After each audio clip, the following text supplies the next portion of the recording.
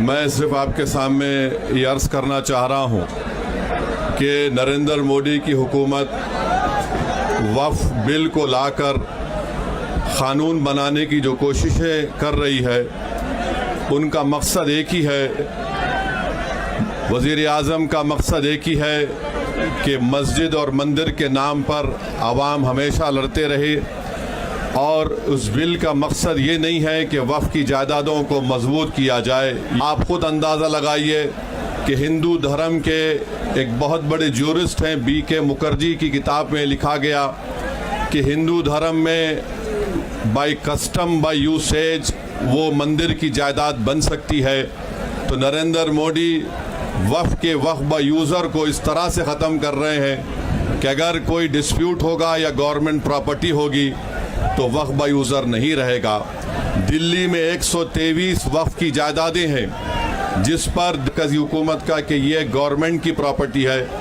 Collector को इख्तियार देने का मतलब यही है कि कलेक्टर हुकूमत के हक़ में फ़ैसला देगा।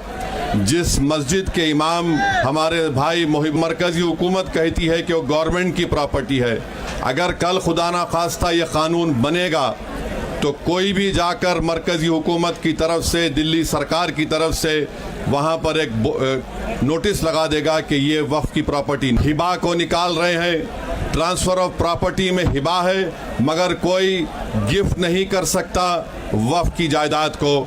नरेंद्र मोदी आजकल भारत के हमारे फजीलतुल शेख बने हुए हैं और ये बता रहे हैं कि अगर कोई मुसलमान होता है तो उसको 5 साल तक वो वक्फ को नहीं दे सकता है। ये कहाँ से इनको मालूम हुआ, कौन से फ़िक़्ह ये की किताब में लिखा गया? तो इनका मकसद एक ही है कि भारत के मुसलमानों से उनकी सियासी और मजहबी शनाख्त को छीन लिया जाए।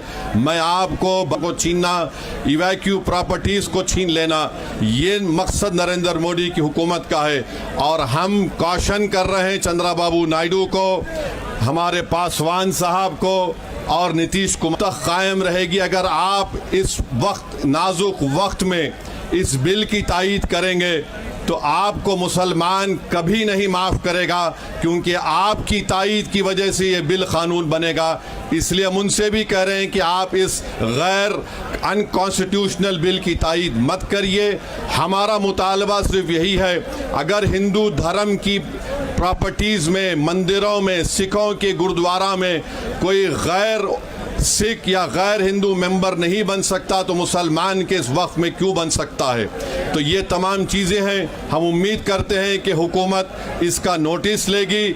अगर नरेंद्र मोदी इस मुल्क के अमन को ख़राब करना चाहती हैं, वो मस्जिदों और मंदिरों के झगड़ों में जारी होगी।